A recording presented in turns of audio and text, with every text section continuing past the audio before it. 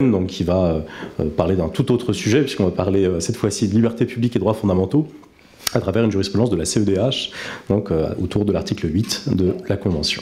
Nolwenn, c'est à vous. Et là aussi, je pense que les étudiants de L3 que j'ai en TD seront particulièrement intéressés et auront l'impression, parfois peut-être, que je me répète. Donc, qualifié de formule magique au sein du droit de la famille par le doyen Jean Carbonnier, l'intérêt supérieur de l'enfant revêt une importance particulière dans la jurisprudence de la Cour européenne des droits de l'homme, et l'arrêt Vautier contre France que je me propose de vous présenter en offre une nouvelle illustration. À titre liminaire, on peut s'étonner déjà qu'il soit question de la jurisprudence de la Cour européenne des droits de l'homme dans une matinée consacrée à Orléans dans la jurisprudence des cours suprêmes. Elle est effectivement une Cour suprême internationale, mais elle a à connaître essentiellement de requêtes individuelles et le lien que ces arrêts présentent avec Orléans tient souvent uniquement au fait que le requérant est né à Orléans. L'arrêt présenté présente déjà sur ce point une particularité, puisque si la requérante est bien née à Orléans, les faits à l'origine de l'affaire mettent également en cause l'unité territoriale de cohésion sociale d'Orléans-Sud. Mais venons-en aux faits. En l'espèce, la requérante est la mère de 2 petites filles. Les petites filles ont été reconnues par leur père, mais la mère exerce sur elles exclusivement l'autorité parentale.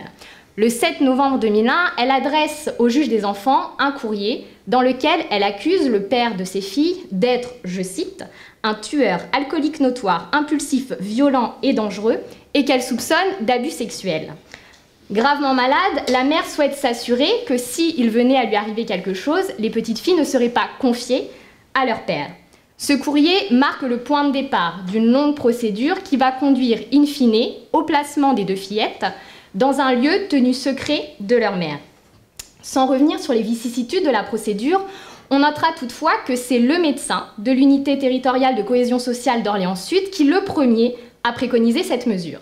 On notera également que le jour où la Cour se prononce, la mesure de placement a été levée, le juge des enfants ayant considéré que les petites filles souffraient plus de la situation d'être séparées de leur mère et que la mesure de placement n'était plus dans leur intérêt. Devant la Cour, la requérante invoque diverses violations de la Convention européenne de sauvegarde des droits de l'homme et des libertés fondamentales, mais nous centrerons, comme vous l'avez dit, le propos sur la violation de l'article 8, qui consacre le droit de chacun au respect de sa vie privée et familiale. En effet, dans le prolongement de sa jurisprudence du 19 septembre 2000, Gnaoré contre France, la Cour, en l'espèce, confirme la compatibilité du système français de protection de l'enfance avec les dispositions de la Convention. Elle précise toutefois, et cet arrêt n'est donc pas sans intérêt, elle précise que le fait pour les autorités de tenir secret le lieu de placement n'est pas par lui-même contraire à la Convention.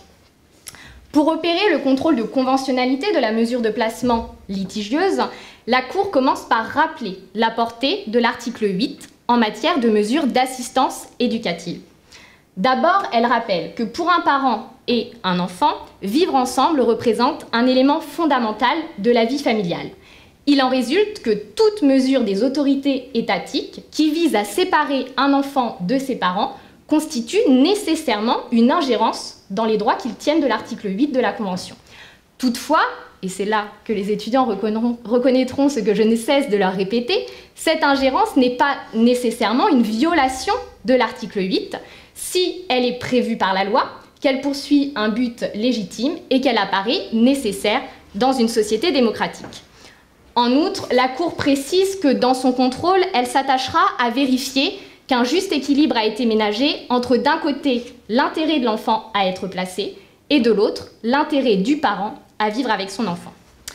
En second lieu, la Cour rappelle que l'article 8 fait également peser sur les États une obligation positive, celle de maintenir le lien familial, de tout mettre en œuvre pour maintenir le lien familial quand bien même les enfants seraient placés.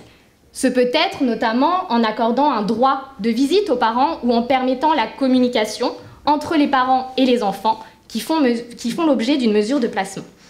Ces principes généraux rappelés, la Cour examine donc le cas d'espèce au regard de ce qu'elle vient d'énoncer.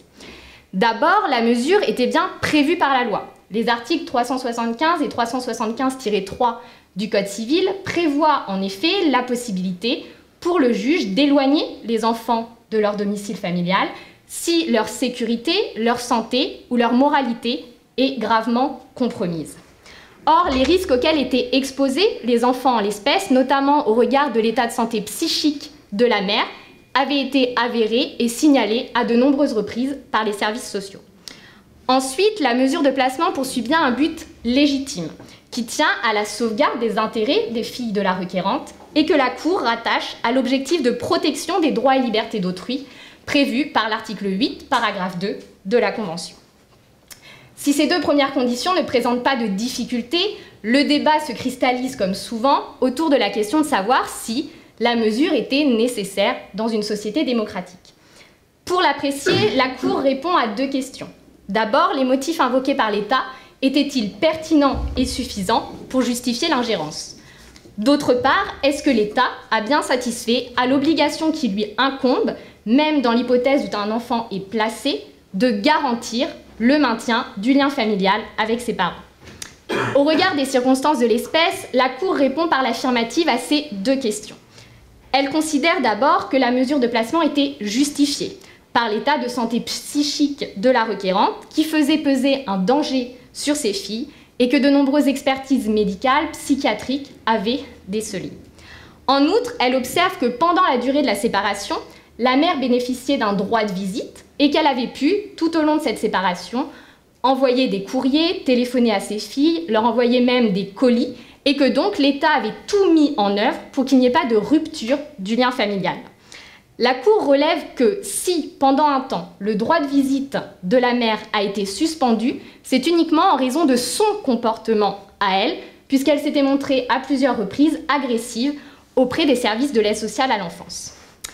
Pour finir, la Cour constate que, tout au long de la mesure de placement, les autorités françaises ont veillé à apprécier si la situation évoluait et ont même ordonné, in fine, je l'ai rappelé en introduction, le retour des fillettes au domicile familial dès lors qu'il est apparu qu'elles souffraient gravement de la séparation et que donc la mesure de placement n'était plus dans leur intérêt. Les mesures de placement ordonnées en l'espèce apparaissent donc nécessaires et proportionnées. Et la Cour conclut à la non-violation de l'article 8 de la Convention. De manière tout à fait classique, elle considère que les autorités nationales ont ménagé un juste équilibre entre d'un côté l'intérêt des enfants à être placés et de l'autre l'intérêt du parent à vivre avec ses enfants. Dans la balance opérée, et je vous l'ai dit, elle admet toutefois de manière totalement inédite que le lieu de placement de l'enfant peut être tenu secret sans que cette circonstance par elle-même n'affecte le maintien du lien familial. En effet, une quinzaine de jours après que le juge des enfants ait prononcé la mesure de placement pour une durée de 2 ans, il rend une nouvelle décision dans laquelle il ordonne que le lieu de placement soit tenu secret, que la mère ne puisse en avoir connaissance.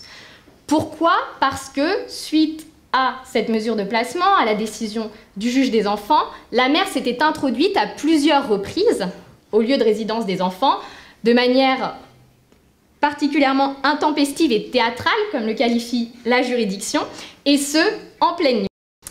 Le secret a ensuite été levé, dans la mesure où les juges se sont rendus compte que la mère avait engagé avec succès un détective privé qui avait retrouvé les enfants et donc la décision judiciaire n'avait plus aucun intérêt. Toutefois, la Cour européenne des droits de l'homme la valide en l'espèce. Elle admet la conventionnalité d'une telle mesure dès lors qu'elle vise à assurer le bon déroulement des mesures d'accompagnement et d'encadrement qui sont prévues par les autorités nationales. Pour le professeur Adeline Goutenoir, cet arrêt symbolise l'indulgence dont la Cour européenne des droits de l'homme fait preuve à l'égard des États quand un enfant est en danger. Il témoigne également de la prise en compte primordiale de l'intérêt supérieur de l'enfant dans la jurisprudence de la Cour européenne des droits de l'homme, et notamment en l'espèce de 2 enfants orléanais, en dépit des incertitudes qui entourent encore aujourd'hui cette notion, mais ça, c'est un autre sujet. Je vous remercie de votre attention.